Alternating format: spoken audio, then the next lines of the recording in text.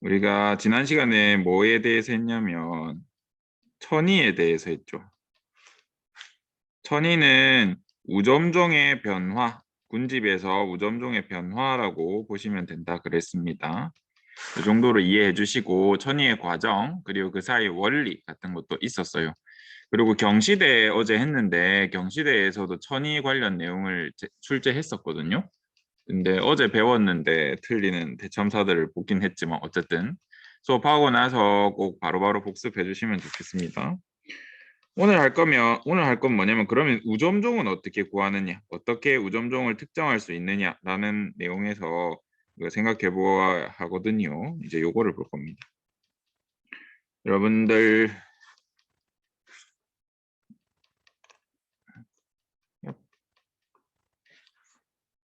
선생님 옛날에 어릴 때는 그게 없었어. 무엇이냐? 어, 바람. 여러분이 아는 바람은 뭐가 있습니까? 채팅창에 한번 쳐볼래?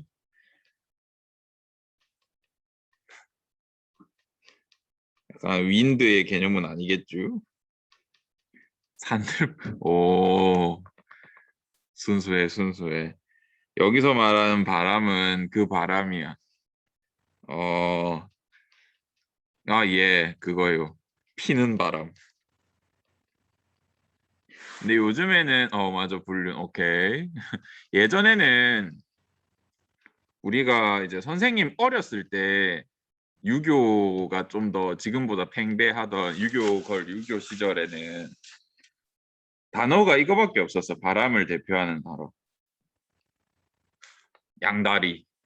이게 맥시멈이었단 말이에요. 양다리 이상 하는 사람은 진짜 드물었다고 생각합니다. 그래서 그걸 세 다리를 표현하는 단어도 없었어. 양다리 이상을.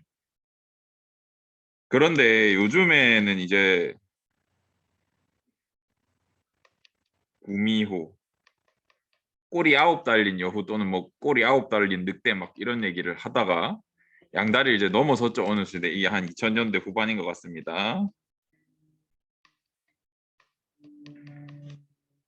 이러다 이제 문어발식 연애 이런 단어가 나왔고요. 2010년대 초반 이제 다리수로 셀 수 없는 거야. 요즘에는 요즘이 아니라 2011년도 이후에 2010한 3년도, 2년도 요때 유행했던 게 어장이란 단어였어. 이제 다리로 표현도 못해. 이제는 바람의 개념이 아니라 굉장히 요 시대에 무슨 개념이 태어났냐면 썸이라는 개념이 태어났거든요. 사귀는 것도 아니고 안 사귀는 것도 아니면서 친구보단 가깝고 남은 또 아니면서 연인이 하는 걸 하는 것 같은데 또 아니고 뭐 사귀자고 말은 안 한 상태에서 별걸 다 하는 그런 관계가 썸이었는데 이제 그러면서 어장이란 개념이 생겨났어. 요때 빈지노에 아마 아쿠아맨이 나왔던 것 같습니다. 하루 종일 너란 바닷속을 항해하는 나는 아쿠아맨, 그죠? 여러분들도 이제 대학에 가면 뭐 친구를 사귀고 연애를 할 수도 있잖아요. 그 사이에서 이제 여러분들이 자기는 사귄다고 생각했는데 어장 속에 담겨 있는 경우가 있습니다. 그래서 여러분 대부분은 이제 20살, 21살은 경험이 많이 없기 때문에 연애 이런 거에 자신도 모르게 어장이 되어 있을 가능성이 높다. 그래서 선생님이 이제 대학교 다닐 때 얘기를 해드리려고 이 얘기를 꺼낸 겁니다. 헤드가 잘 안 되네요. 다시 들어가야겠다.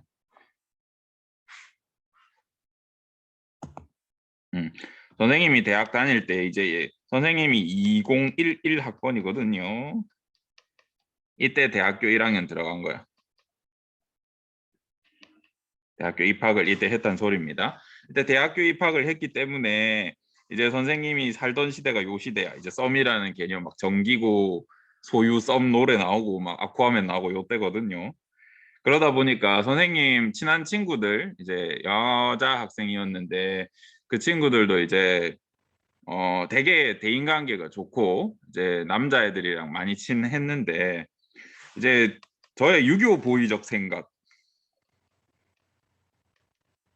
이제 굉장히 친근해 보이고 가끔 팔짱도 끼는 것 같고 막 손도 뭐 잡는 것 같고 약간 그렇기 때문에 저 유교 보이적 생각에 의하면 그런 손잡고 팔짱 정도 낄 정도면 이건 연인이다라는 판단을 할 수 있겠죠. 물론 저는 그 대상에 들어가지 않았습니다. 여러분 걱정 마세요. 제 친구 친했던 여학생 얘기입니다. 그래서 너는 이제 근데 이게 한두 명이 아니었다고요? 그 친구가 이렇게 하고 다니는 남자애들이. 그래서 너는 내가 보기에는 남자친구가 여러 명인 것 같은데 네가 생각하기에 남자친구가 있냐? 사귀는 거 아니냐? 이렇게 물어봤어요. 이제 썸남 1, 2, 3, 4, 5, 6이 있었다고 칩시다. 사실 엄청 많았거든요. 한 25 이렇게 칩시다. 그냥 모든 남자인 친구들한테 이러고 다녔어. 내가 보기에는 제가 보기에 그랬다는 겁니다. 어쨌든 그래서 너는 남자친구라고 생각하는 친구가 있느냐라고 물어봤어. 없대. 그냥 다 친구래. 아, 그래서 이 유교 보이적 생각에는 아하, 그래, 그렇구나. 이것이 바로 내가 말로만 듣던 전설의 낚시꾼, 어장 관리인이구나라는 생각을 했습니다. 물론 나는 친구니까 이해를 해줬죠. 근데 이제 모르는 사람이 보면 막 꼬리치고 이제 나쁘게 표현을 했을 겁니다. 그래서 궁금해가지고 물어봤어. 그러면 내가 보기에는 남자친구가 있는 것 같은데 누가 제일 남자친구의 가능성이 높냐? 누가 남자친구의 자격이 있느냐? 우리가 한번 판별해보자고 막 생각을 했어. 분석을 했다고. 얘도 이과니까 우리 이과적으로 분석해봅시다. 일주일을 기준으로 어, 한 달, 일주일로 했던 거. 일주일을 기준으로 누구누구를 만나는지 일단 생각을 해봤고, 그러니까 이제 한 달에 한 번 보는 거는 이제 아예 그냥 생각도 안 하기로 했어. 그게 무슨 남자친구야, 그지? 일주일에 누구누구를 보는지 판단했고, 그러면 일주일에 몇 번 보는지 판단했고, 또 그 친구가 자취방에 되게 친구들을 많이 초대했단 말이야. 술도 같이 먹고 혼성으로 섞어가지고. 그래서 그러다 보면 이제 옷가지라든지 이런 걸 놓고 갈 수 있잖아요. 그죠? 그래서 네 자취방에 이제 옷가지라든지 영역 표시가 되어 있는, 그래서 네 방을 차지하는 타인의 물건, 그래서 영역, 요걸로 우리가 따져봤단 말이야. 네 남자친구 누가 제일 가까운지 1번부터 25번의 내 연남 중에, 내 연남이라 하면 안 되죠. 썸남 중에 누가 남자친구냐 이렇게 이제 우리가 판단을 해봤단 말이야. 그래서 한 일주일 동안 만나는 친구가 한 하루에 한 명꼴로 만나는 것 같았어. 또는 한두 명. 그래서 일곱 여덟 명 됐고, 이 중에 한두 명은 일주일에 한 세네 번까지 만나. 그리고 방에 물건이 있고 엄청 자주 오는 친구가 있대. 그래서 내 연남 1번이라고 하자. 1번을 우리가 이제 그러면 네 남자친구는 내가 보기엔 이거는 거의 남자친구의 레벨이다. 단둘이 방에 있을 때도 있고 짐도 놓고 가고 자주 오고 챙겨주고 이건 남자친구 아니냐 하니까 아니래. 자기는 마음이 없대. 어쨌든 그런 슬픈 역사들이 있는데 쌤 이 이야기를 왜 했냐. 우리 우점종을 정할 때도요. 우리 군집에서 누가 대빵이냐, 누가 대표하느냐, 이 썸남 중에 대표 썸남이 누구냐를 찾은 것처럼 이 군집에서도 누가 대장 종이냐라는 걸 고를 때 이런 방식으로 찾아.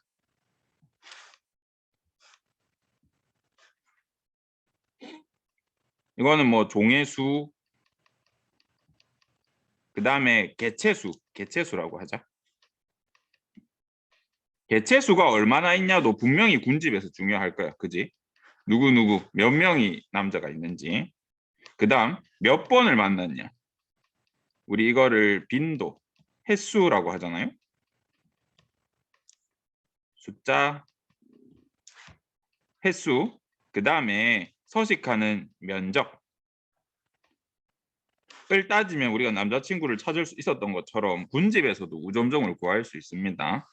우리 숫자에 대한 개념으로 이제 설명할 수 있는 게 뭐냐면 밀도야, 밀도. 우리 밀도 예전에 배웠죠. 버스랑 지하철 이용할 때 막 사람들 많으면 너희 위치가 바뀌었잖아. 그지? 뭐 또 밀도 의존적 요인이란 표현도 있습니다. 우리 교과서에. 그래서 이게 숫자에 대한 개념이야. 얼마나 개체수가 많은가 그 서식지에. 그다음 횟수를 우리가 빈도라고 그래. 빈도. 내가 어디 지역을 조사를 했습니다. 이렇게 조사를 했을 때 여기 지역, 여기 지역, 여기 지역, 여기 지역, 여기 지역 이렇게 1번부터 9번 지역을 조사했는데 A라는 생명체는 1번부터 3번 지역에 출몰하고 B라는 생명체는 1번부터 9번 지역에 모두 출몰해. 그러면 A랑 B 중에 빈도만 갖고 보면 B가 좀 더 우점종일 가능성이 높잖아요. 이해되시요? 되시요? 되세요? 이런 식으로 우리가 생각해 볼 수 있고 또 면적. 이제 서식지에서 얼마나 큰 면적을 차지하느냐. 그 개체의 크기 이런 것들이 영향을 줄 수 있습니다. 그래서 우점종을 선정하는 게 굉장히 어렵거든요. 오늘은 그 방법을 배워볼 겁니다. 교과서 172페이지인가 그럴 겁니다. 교과서 있는 친구들은 172페이지 펴보세요. 우리가 군집이 있다고 했을 때 군집은 2종 이상의 종이 있으면 군집이라 합니다. A종, B종이 있어. 근데 이제 개체수만 본다고 했을 때 A종은 10,000마리 있고 B종은 1마리만 있었어. 우리가 이 자료만 딱 보면 누가 우점종일 것 같아? A가 우점종인 것 같잖아요. 그러나 우리가 실제로 가서 조사를 하거나 영향을 보면 누가 봐도 개체수만 보면 A가 우점종일 것 같은데 실제로는 B가 우점종인 경우도 있어. 조사를 해보면. 왜 그러냐면 어떤 경우에 그러냐면 이런 서식지가 있을 때 엄청 커다란 나무 한 개가 이렇게 있고 얘가 이 주변의 생태 환경을 다 만들어 주는 거야. 그리고 풀 같은 게 뭐 10,000개 있다 치자. 뭐 토끼풀 같은 게 이렇게 10,000개 다다다다다다다다 있으면 그러면 이 나무가 없어지면 이 토끼풀은 죽어. 그리고 이 나무가 결국 이 환경을 조성했기 때문에 이런 군집이 생길 수 있었던 거죠. 그래서 B가 단 1마리지만 여기서는 B가 우점종이라 할 수 있단 말이야.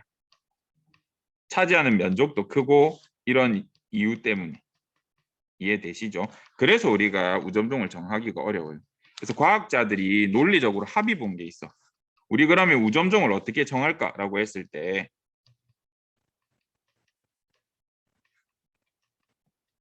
이라고 했을 때 중요치라는 걸 생각해 보자라고 했어. 중요치는 우리 책에 상대 밀도, 상대 피도, 상대 빈도를 모두 합친 값을 중요치라고 하자라고 했단 말이야. 밀도, 피도, 빈도, 밀피빈을 생각하자라고 했는데 문제가 하나 생겨. 제 질문을 하나 해볼게요. 20명 더하기 3제곱미터 더하기 오늘 내가 콧구멍 후빈 횟수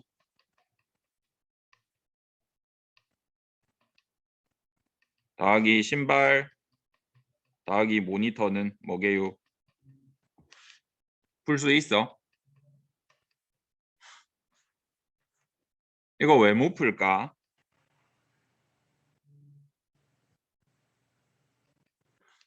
단위가 너무 다르잖아.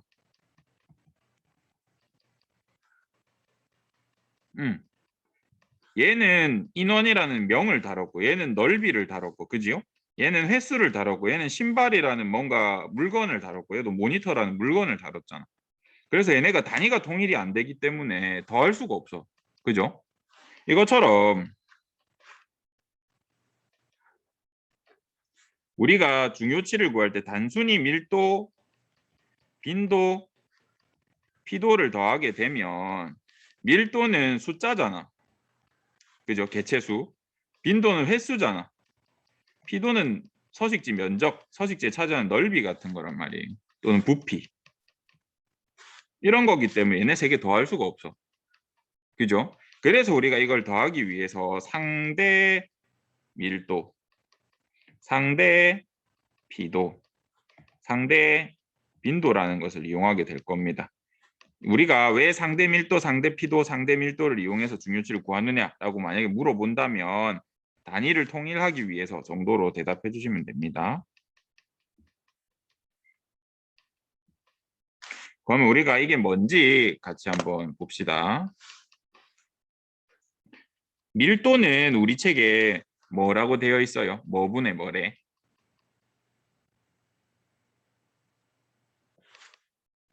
서식지 면적분의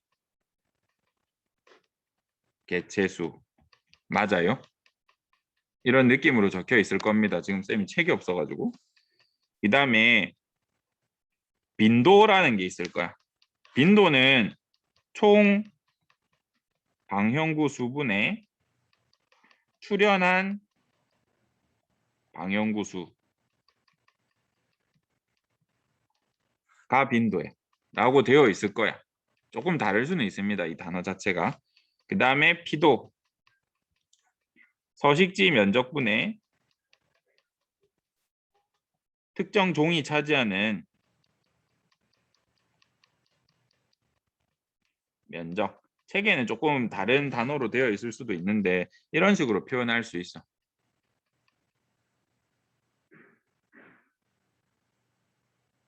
이런 식으로 표현할 수 있습니다. 그래서 얘네는 단위가 다 달라.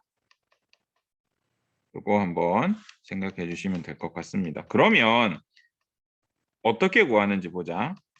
밀도부터 한번 볼게요. 근데 그 전에 여러분이 방형구가 뭔지 모르잖아요. 그죠? 방형구를 쌤이 지난 시간 수업할 때는 실제로 들고 와서 보여줬거든요. 근데 여러분은 지금 볼 수가 없으니까 우리 교과서에 172쪽 그쪽에 보면 그림이 있을 거야. 이상한 노란색, 초록색 풀에다가 막 노란색으로 이렇게 막 격자무늬 된 거. 책이 있는 사람 보이겠죠? 이런 걸 방형구라고 해. 보통은 우리가 방형구를 만들 때 이 커다란 하나의 틀을 가로 세로 1m로 두고 얘를 10칸으로 나눠. 가로 세로를. 그럼 총 몇 칸 나와요? 100칸 나오죠. 그죠? 이거를 풀이나 아니면 서식지에 던져서 보통은 관찰하는 편이야. 근데 우리 숲 전체를 우점종을 전환할 때도 있을 거 아닙니까? 막 숲이 엄청 넓을 거 아니야. 가로 세로 뭐 1km짜리 숲이다. 이런 경우에는 어떻게 방형구를 만들어 줄까? 우점종 정할 때. 요즘엔 기술이 좋아서 위성 촬영해도 돼요. 위성으로 우리 카메라 같은 거 보면 격자무늬 같은 거 넣을 수 있잖아요. 그렇게 해서 가능해.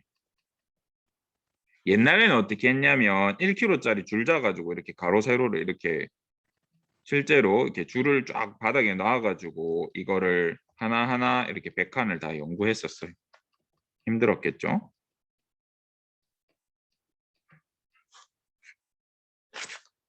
이런 게 있어요. 그래서 이런 틀 하나를 우리가 방형구 틀이라고 그래요. 방형구 틀이라고 합니다. 이게 보통의 방형구야. 가로 세로 1m에 10칸짜리. 근데 선생님 오늘 설명을 쉽게 하기 위해서 방형구를 면적은 똑같이 가로 세로 1m로 할게. 1m로 하는데 9칸짜리 만들 거야. 그래서 여기에는 하나의 방형구 틀이 있고 방형구가 몇 개예요? 물어보면 9개의 방형구가 있다라고 해주면 돼. 그 틀에서 이 한 칸 한 칸 한 칸이 전부 방형구입니다. 아시겠죠? 책마다 방형구를 세는 기준이 달라. 어떤 문제에서는 이 틀 하나를 그냥 방형구 한 개다 이렇게 표현하기도 하거든요. 그거는 문제에서 제시하거나 할 건데 선생님이랑은 이렇게 약속하자. 이 하나를 방형구 틀이라고 부를 거고 이 틀 안에 작은 네모들 한 개 한 개를 방형구라고 우리는 약속을 합시다. 안 헷갈리게. 이해되시죠? 우리는 그렇게 약속을 합시다. 그러면 여기에 동그라미 동그라미 이런 게 있고 세모 세모 세모 세모 세모 이렇게 있고 네모 네모 네모 네모 네모 네모가 있다고 해보자. 그러면 여기서 이 방형구에서 동그라미 밑에다 그릴게. 이 위에 방형구에서 동그라미 세모 네모가 존재한다고 했을 때 이 동그라미의 밀도 빈도, 상대 밀도, 상대 빈도를 구해볼 거야. 쌤이 위에서 식 제시해줬죠. 그것처럼 여러분 교과서 보고 이 동그라미의 밀도, 세모의 밀도, 네모의 밀도, 빈도 이거 한번 구해볼래? 시간 줄 테니까 한번 책에다 써보자. 이런 아니면 여러분 필기하던 공책에다 한번 써봅시다.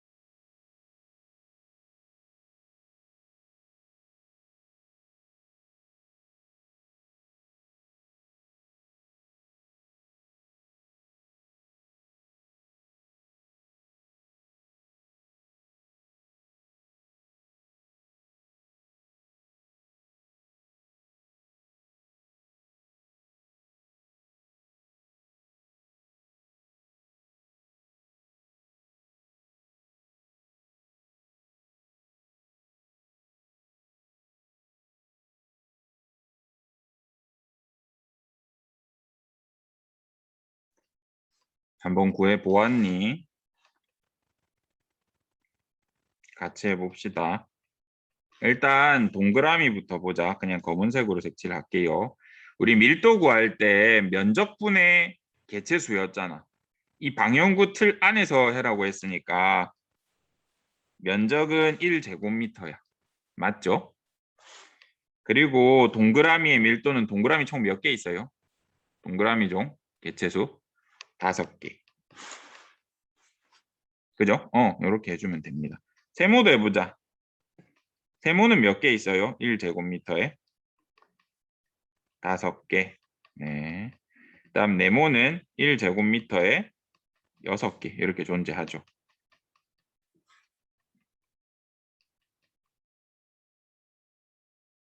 빈도 해보자.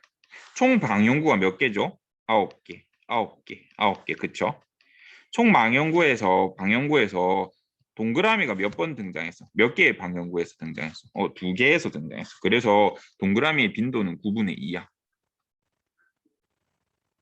다시 세모의 빈도는 총 몇 개의 방향구에 등장했습니까?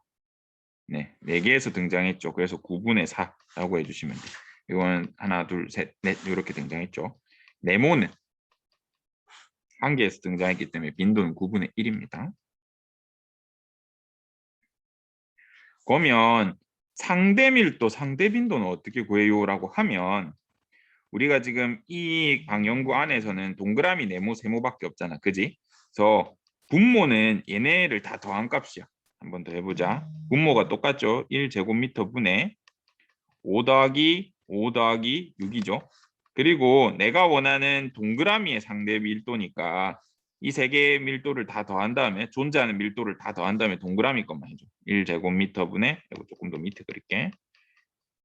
1제곱미터 분의 5 더하기 5 더하기 6이었잖아요. 그래서 동그라미 거를 또 해줘. 1제곱미터 분의 5라고 하면 이 전체 밀도 더한 거에 내가 원하는 종의 밀도를 해주면 이게 상대 밀도가 돼. 그런데 이제 이렇게 계산을 하다 보면 분모, 단위가 있는 분모가 약분이 돼. 그죠, 얘들아? 번분수 해봤죠? 번분수라니 요즘에도.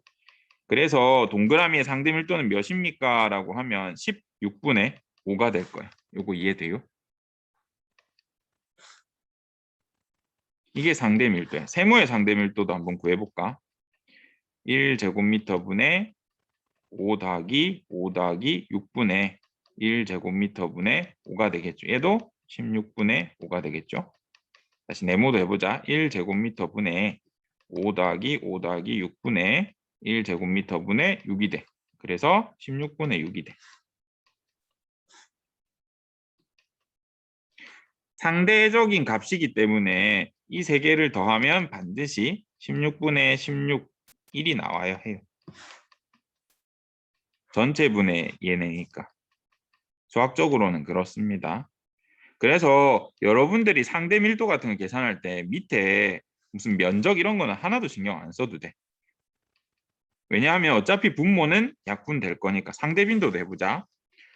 내가 동그라미의 상대 빈도를 구하고 싶어. 그러면 모든 빈도 더하기. 빈도가 다 9분의죠. 9분의 2 더하기 4 더하기 1분의 동그라미의 빈도 9분의 2 해주면 9 약분되잖아요. 그죠? 7분의 2 해주면 돼. 똑같아. 세모도 7분의 4가 나올 겁니다. 네모도 7분의 1이 나올 겁니다. 이런 식으로 간혹 문제를 보면 이렇게 면적이나 이런 거에 단위를 안 줄 때도 있어. 그래놓고 상대 밀도, 상대 빈도를 구하라는 문제가 간혹 있습니다. 왜 그렇냐면 분모는 어차피 약분될 거야. 우리가 단위가 아까 통일이 안 돼서 더할 수 없었잖아요. 그래서 상대 밀도, 상대 빈도 쓴다 그랬잖아. 그래서 단위는 약분돼 버릴 거기 때문에 분모는 이렇게 우리가 값을 정할 수 있습니다. 이해되시죠? 만약에 위에 방향구에서 우리가 피도까지 구하려고 하면 동그라미, 세모, 네모가 면적이 몇인지 우리가 제시하면 피도도 구할 수 있겠죠. 그죠? 근데 만약에 피도가 제시가 안 돼 있어. 면적이 제시 안 돼 있고 여기서 우점종을 찾아라 라고 하면 있는 값에서 그냥 피도는 우리가 알 수가 없으니까 밀도랑 빈도만 가지고도 우리가 중요치를 구할 수 있습니다. 다시 중요치는 상대 밀도 더하기 상대 빈도 더하기 상대 피도라고 했어요. 근데 우리 상대 피도 이거 여기에서는 알 수 없잖아요. 상대 피도는 없는 셈 치고 동그라미, 세모, 네모의 중요치를 한번 구해보자. 16분의 5 더하기 7분의 2가 될 것이고, 그죠? 16분의 5 더하기 7분의 4가 될 것이고 16분의 6 더하기 7분의 1이 되니까 중요치는 누가 제일 높아요? 얘가 제일 높죠. 그죠? 그래서 이 제가 그린 군집에서 우점종이 누구냐라고 만약에 한다면 세모다라고 대표해주면 됩니다. 왜냐하면 중요치가 가장 높아서.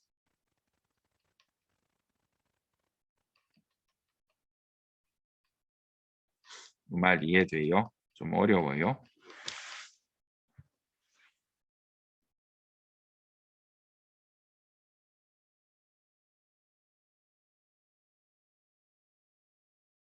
그래서 오늘은 방형구에서 방형구 법이란 걸 배운 겁니다. 여러분이 지금 공부하신 게.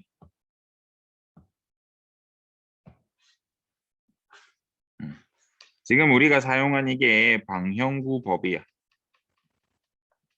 방형구법이라는 건 방형구를 던져서 방형구를 위치시켜서 우점종을 결정하는 방법입니다. 우점종을 결정하는 하나의 방법이고 여러 개가 있지만 고등부에서는 이것만 써.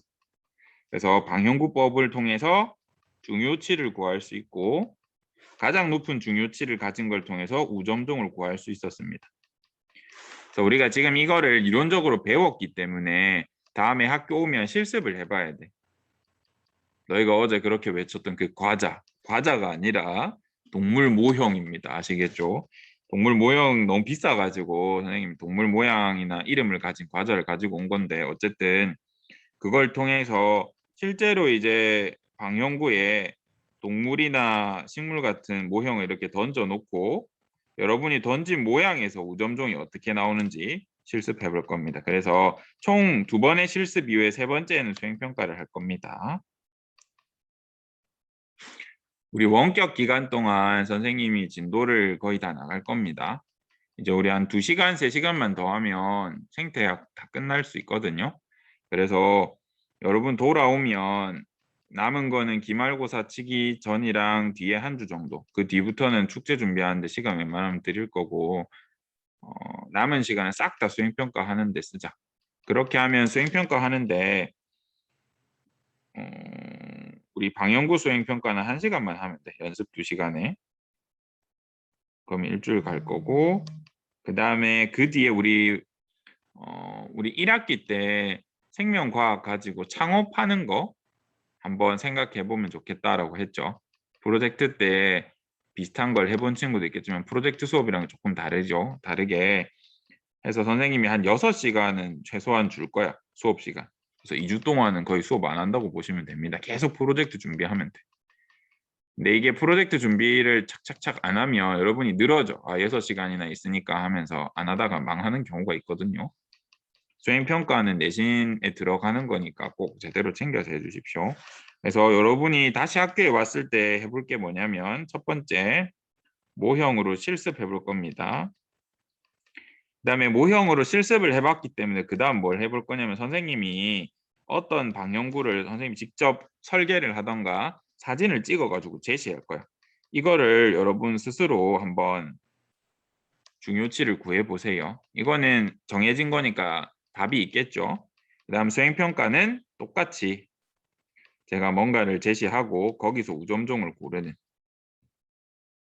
그게 수행평가가 될 겁니다. 원래는 모든 평가를 하려 했는데 거의 개인평가처럼 할 겁니다. 개인평가처럼. 이 과정에서 여러분들이 보고서를 쌤한테 제출할 거거든요. 이 앞에 연습 때도.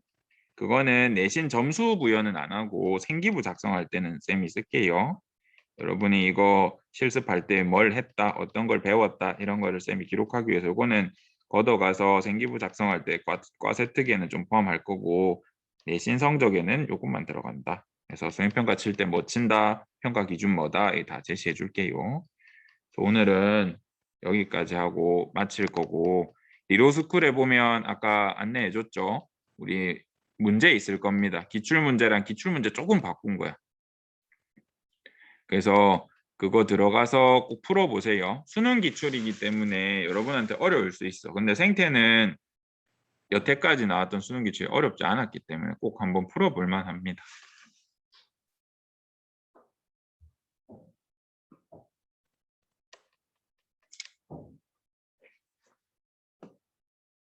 오늘은 여기까지 할 거고 바로 다 나가지는 말고 들어있으면서 한번 문제 풀어보세요. 5분 뒤에 종치면 쌤 말해줄게. 수고했습니다.